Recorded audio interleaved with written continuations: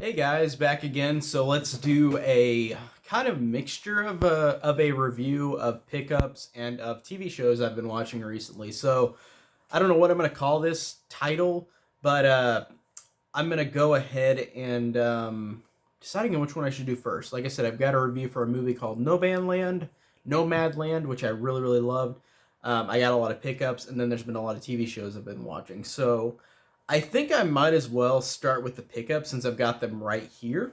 So starting out, I kind of splurged these past couple weeks. I really have bought a lot of stuff, and a lot of stuff that I wanted. So I really am glad for what I got, but I'm just kind of suffering money, like not suffering money wise. I've got a lot of savings, but I just kind of am like I don't want to spend any more money because I spent so much these past couple weeks. But this is a really cheap buy. But the first thing I got is South Park Chef Aid, which is a CD album that I found at Vintage Stock, and I love South Park.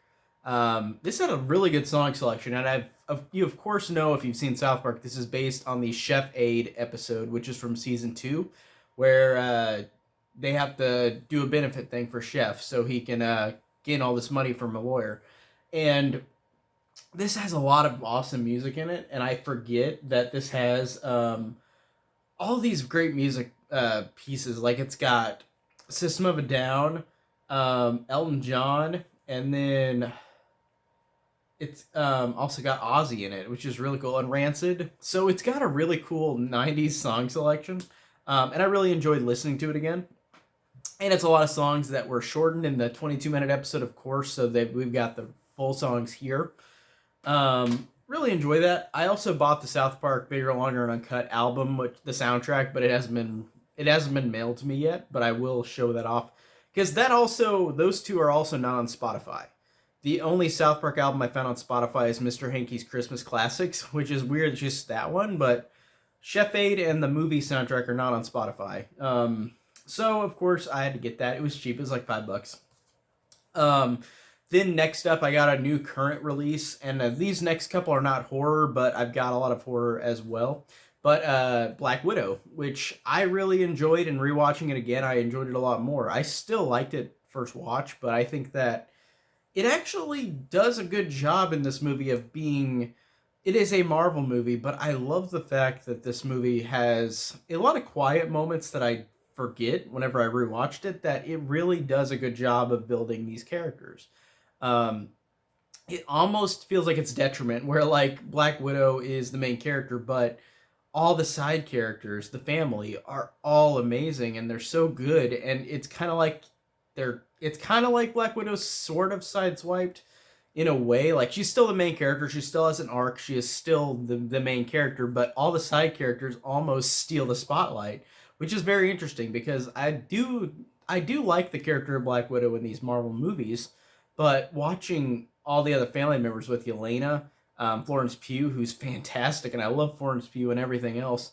Um, she's so great, and both the actors, David Harbour and Rachel Weisz, as the mom and dad, really give great performances as well. And I love the family demeanor with them. And like I said, I like how this movie has more quiet moments than I expected in a Marvel movie. Like it has moments of real drama in it, and I'm not saying that as an insult to the other Marvel movies because they do a good job of that, but this one I think rewatching it did a good job of making you really care with these characters, and I think it just did a really good job of building it up.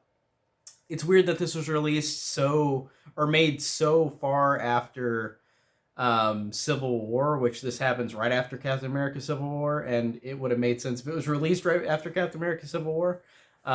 Because of course the end credits for this are after Avengers Endgame, so you're like, what? That if you didn't know what happened in Avengers Endgame, you're like, what is with these after credits? But regardless, I still like Black Widow a lot. I'm glad I rewatched it, and I'm glad I bought it. So I had a fun time with it. And this is a movie that I had seen in 2017 at an indie theater, and I really loved the hell out of it, which was Call Me by Your Name. And I found the Blu-ray at a store at an FYE. Really fantastic movie. The music and the cinematography in particular are really impressive and really great. It's one of the best LGBT movies I think I've seen. I haven't seen a whole lot. I've seen a couple of them, but I really think this is the best one that I've seen so far, and I really dug it. Um, I want to rewatch it soon, and of course I got it because of that. And the soundtrack I still listen to this day. The soundtrack is still incredible.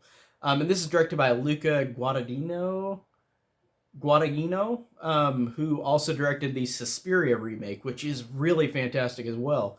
So I really love this director, and got Timothée Chalamet and Armie Hammer, which are both great actors. So it's a really great movie, and it's really definitely worth watching. Um, and then the last movie I bought is an MGM Midnight Movies double feature. And these MGM Midnight Movies, like double feature DVDs, I've been finding at local stores, and they're so cheap, so I've been getting them. With this has two movies I've never seen before.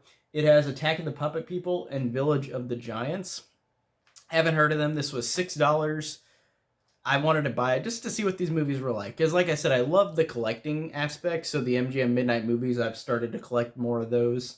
And I haven't seen those, so I can't say anything about those two movies. But then the last two things on my pickups are two NECAs. And I went all out because I usually don't buy NECAs usually more than one at once for a while. Because they're like $30 each. They're expensive, but I love these so much. So the first one I got, I went to a Target and found the Friday the 13th Part 7, the New Blood Jason figure, which it is not in the case right now, but that artwork is so incredible. But I've got it right here with how I display it on my shelf. So I've got Jason with this. It's so cool. And I think the detail on this Jason in particular, out of all the other Jason NECA figures, is really good. It's zombie Jason, so it's really detailed. Really love the authenticity of this. That's such a cool design. Like, this is one of the best Jason figures, I think, overall. And I've got Part 3 Jason, Part 4 Jason, Part 5 Jason Roy, and Part 6 Jason, and now Part 7. So I think this is one of the best ones. Especially with the ratty zombie look. Like, it's just really detailed and articulate. But I really love these NECA figures, and I need to get Part 2 Jason. That's the only other one out of the boxed ones that I don't have. I don't have the old NECAs that are like the not the boxes, but they're smaller sized cases. But I really love that. That's such a cool NECA figure. And the other one I got, and this is my favorite that I got out of the two. I really love the Jason one, but this one is really awesome because I got the other Puppet Master NECA set recently, which had Pinhead and Tunneler, and I showed that off in the last video pickup, I think.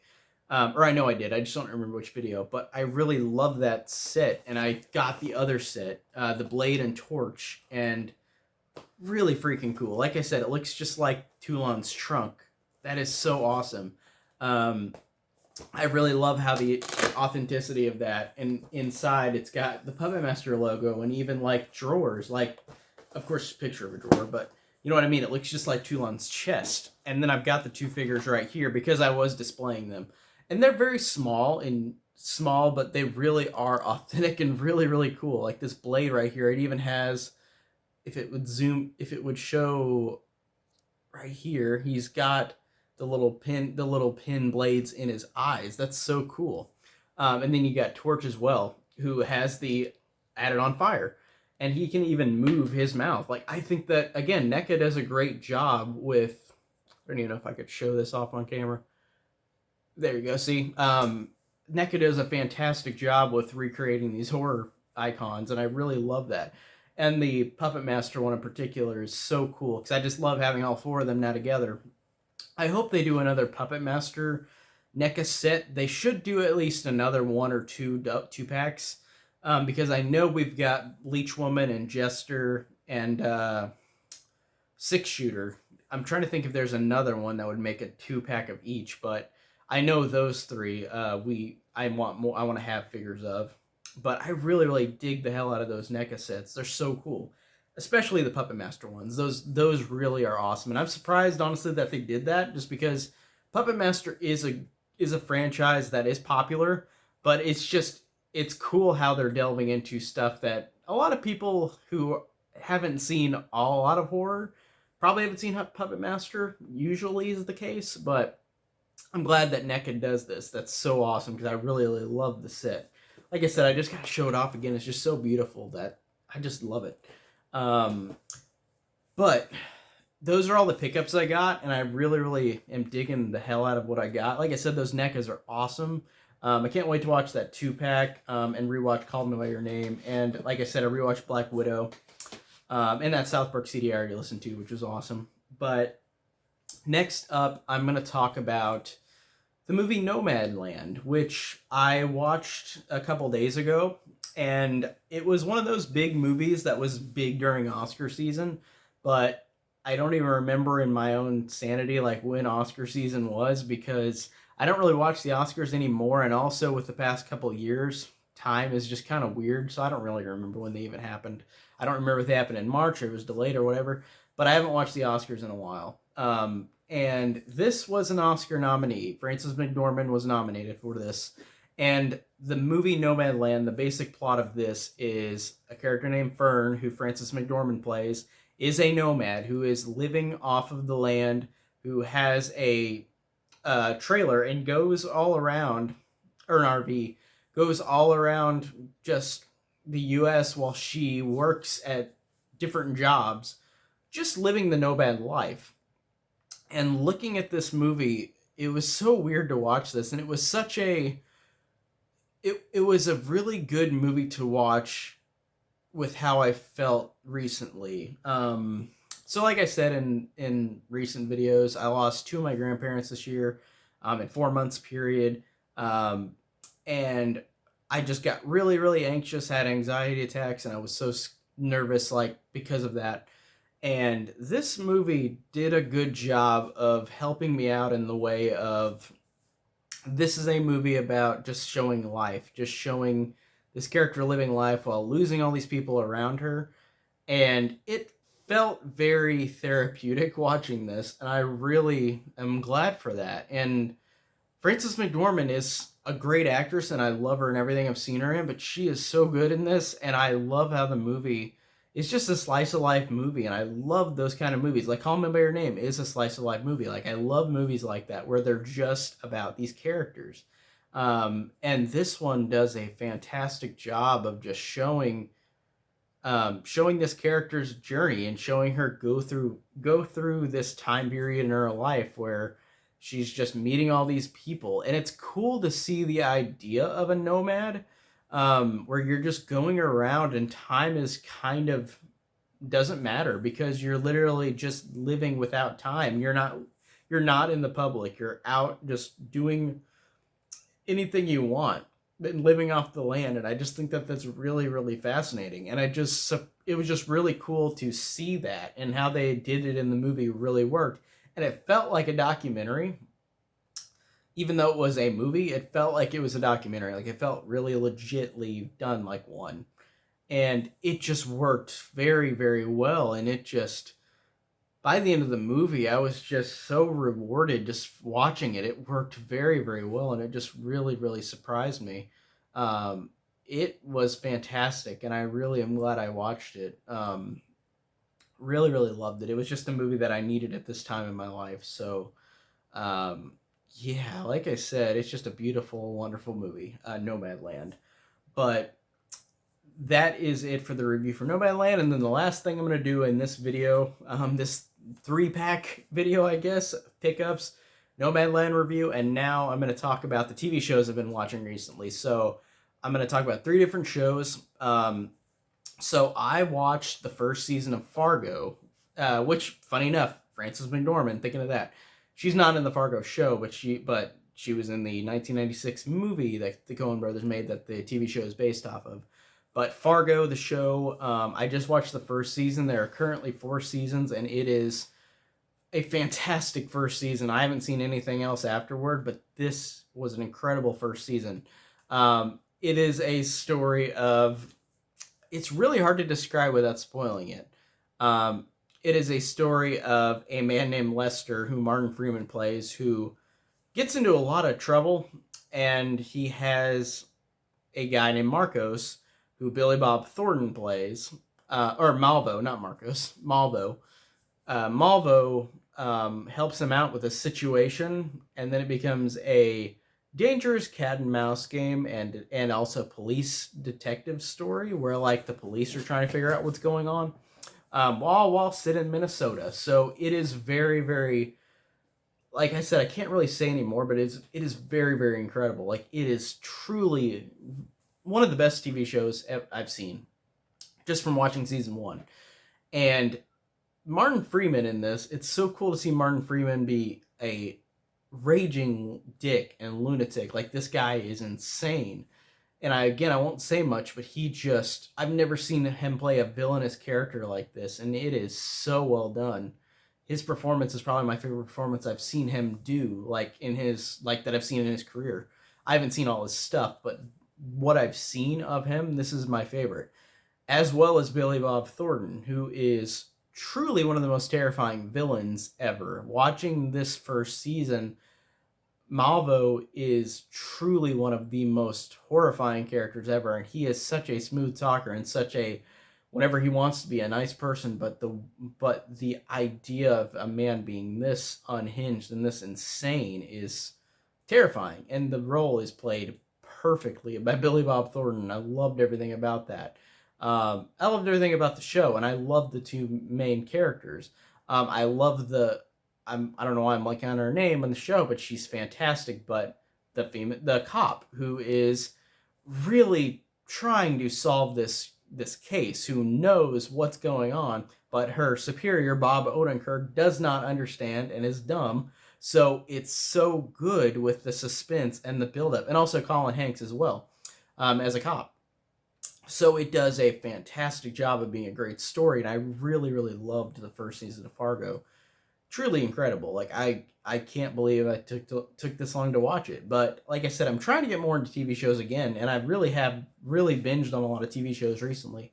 But that's the first TV show I watched, and then I watched Victorious, which is the Nickelodeon kids show in the 2000s, 2010 or 2011 it started, and then it ended in like 2012. I think it's like four seasons. I think they split the third season into 2 seasons.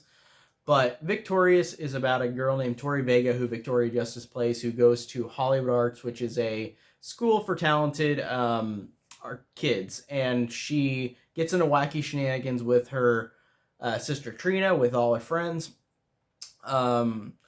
with Robbie, Kat, and Jade, and Beck. And she just has all of these funny shenanigans. And it's so similar to iCarly because it's the same people who made iCarly, the same people who made Drake and Josh.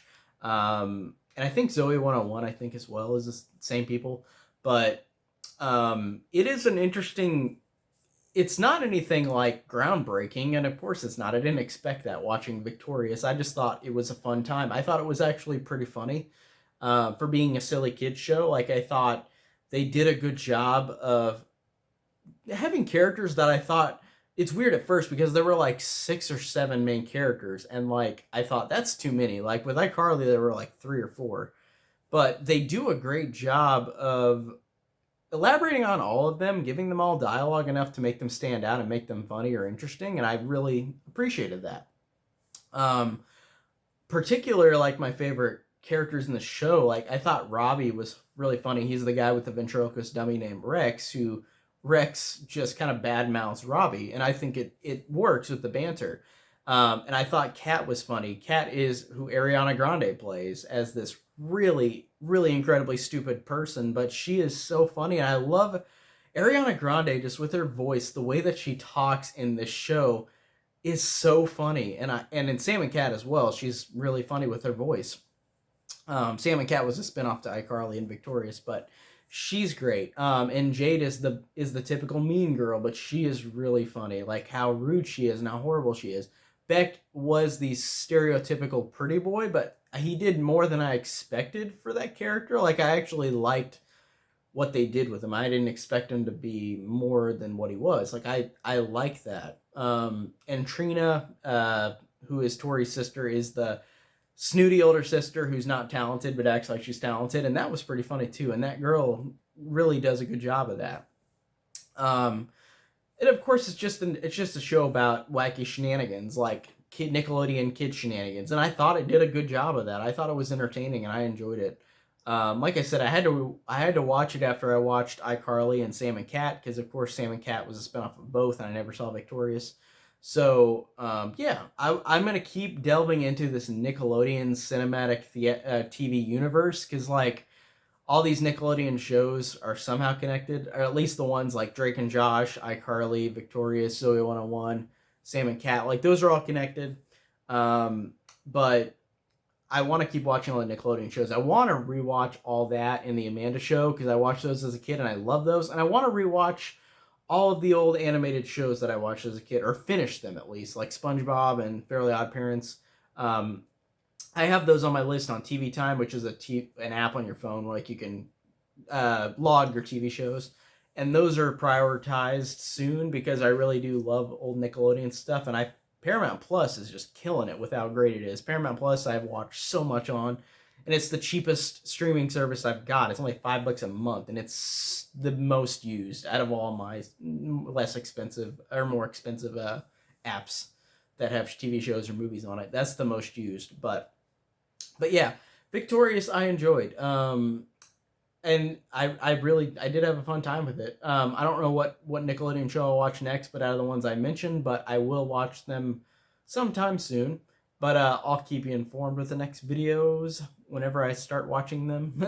But then the last show I'm watching, and this is not finished yet, is Marvel's What If on Disney Plus, and this one is pretty good. Like it's weird because this is not a live action Marvel show, it's an animated one, but they got almost every voice actor or almost every actor from the MCU and put them in this animated thing, and I'm genuinely surprised almost all of them did it. There's a couple that aren't in it, but they really almost put every single actor from the Marvel Cinematic Universe, almost all of them. Like I said, there's a couple that aren't there, but there's no Chris Evans or Chris Pratt, like whenever their characters are on the show. But What If is just basically the character, the Watcher, telling you stories like, what if this happened if this went this way?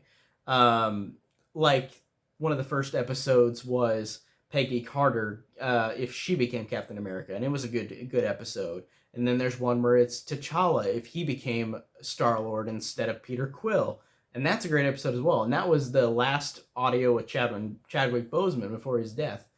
So I think that's the last thing that they have actual footage or sound of since he passed away 2 years ago. I think it was 2 years ago. Again, still too early. He was only 42, 41. Really, really unfortunate. And he'll just live on forever as this iconic character, like in the Marvel universe. It's just so sad that he went so quick. But it's so cool that they have his recordings still and they saved them, so that's so good. I really love that. But there's a lot of I think there's 5 or 6 episodes so far. One just came out today I haven't seen, but there are 2 that I watched recently that I really wanted to talk about. So there's one where what if Doctor Strange couldn't save Christine, who is his girlfriend in the movie. Rachel McAdams plays her in the movie. And it's a what if he couldn't save her. So Stephen Strange takes her out on a date.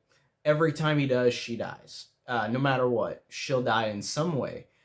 So Stephen Strange goes through all these desperate measures to save the girl he loves. And it is heartbreaking to watch. It's my favorite episode of the show so far. You literally sacrificing the universe just to get this girl that he loves. And it is truly moving, and it is so good. It's the best episode. And then the last episode I watched was the zombie episode, where it starts out like Avengers Infinity War. Hulk lands on Earth, and then everybody becomes a zombie, or is a zombie, and there's a zombie Avengers. And you've got a couple of ragtag Avengers who are not the main trio, or the main group, like Iron Man, Captain America, Hulk, Black Widow, Hawkeye. Like, it's not those people, because all those ones became zombies. So it's like Wasp and Ant-Man and Spider-Man and T'Challa and it's got, and like other ones, there's a lot more as well. Like even Happy Hogan's there, but it's about the side character, the side heroes that are the ones who are the heroes in this. And I really love seeing that. And I was genuinely surprised how great this one was. This one moved me in a lot of ways for what it was. Like, it is a zombie apocalypse episode where the world is screwed, and you've got these great character moments where there's a moment with the Wasp and Spider-Man, or Peter Parker, and she's talking to Peter Parker like, how do you still smile every day? And this line like really got me with how they described this with Spider-Man, where Peter Parker says, I've had a lot of practice. I lost my mom, my dad, my Uncle Ben, now Tony Stark.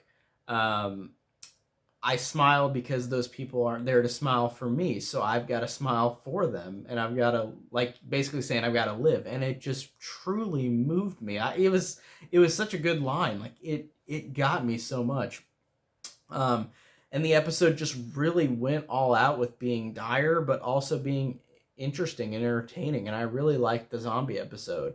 I'm trying to think of what other episodes there were. There was another episode where, this might be all the episodes that I've seen then. I think there are only 5, but the last episode I don't think I mentioned was where all the Avengers, the main Avengers, are killed off for the Avengers Initiative before they become the Avengers, where they just get, like, assassinated. And I thought that was a good episode, but it's not my favorite overall.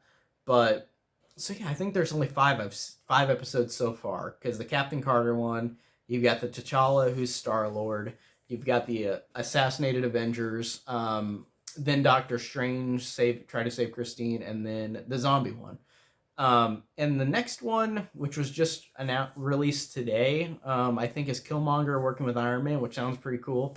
But I really am liking the show so far. Like, it does a really good job of being authentic to the movies, with the actors coming back for the most part, and also just being really good and pretty well written. And I just was really surprised at how great it was so far. So I'm excited for the next episode, which I'll probably watch after I record this. But yeah, those are all the TV shows I've watched: Fargo season 1, Victorious, and going through Marvel's What If. I'm gonna keep watching some shows, but I don't know. Like I said, I don't know if I'm gonna do a Nickelodeon one again next. I need to finish The Punisher, which is, I'm like 3 episodes into the 2nd season, and there's only 2 seasons, and I need to finish the rest of the Marvel Netflix shows. Like, I finished Daredevil, but I haven't finished Jessica Jones or Iron Fist or Luke Cage either. I've seen The Defenders, but I haven't finished the last season of each one besides Daredevil, so I need to finish those off. I never went back, so now I'm going to try to right the wrong and finish the seasons.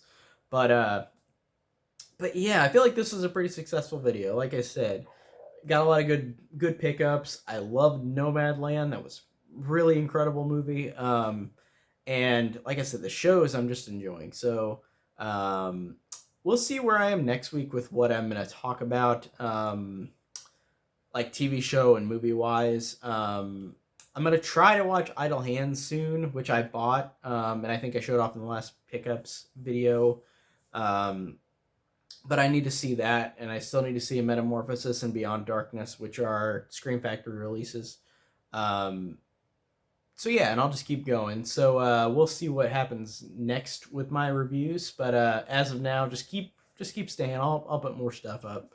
So that's it for today, and I'm already hitting 30 minutes almost already. I'm exhausted, so I'm gonna watch that Marvel show and then probably go to bed. But that's it for tonight, and I'll see you guys later.